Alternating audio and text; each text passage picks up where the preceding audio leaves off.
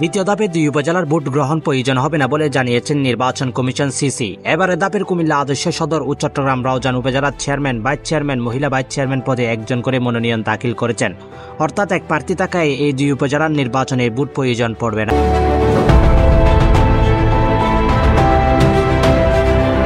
রবিবার 21 ফেব্রুয়ারি দ্বিতীয় ধাপের উপজেলা পরিষদ নির্বাচনে প্রার্থীদের মনোনয়ন দাখিলের শেষ দিনে ইসি থেকে এসব তথ্য জানা গিয়েছে।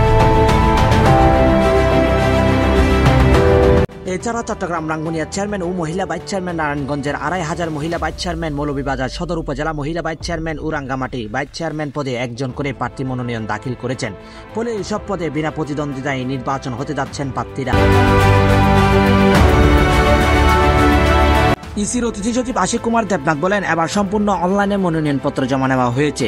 দ্বিতীয় ধাপে 160টি উপজেলার চেয়ারম্যান পদে 730 জন, ভাইস চেয়ারম্যান পদে 763 জন ও মহিলা ভাইস চেয়ারম্যান পদে 562 জন প্রার্থীর মনোনয়ন দাখিল করেছে।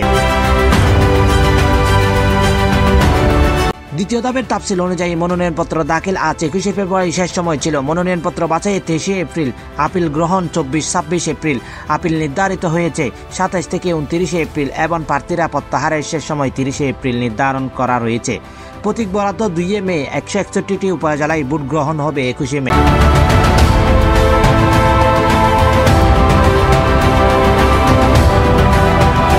প্রতিবেদনটি তুলে ধরেন মোহাম্মদ জাদুল ইসলাম জিসান ও প্লাস নিউজ ইন্টারন্যাশনাল, ঢাকা।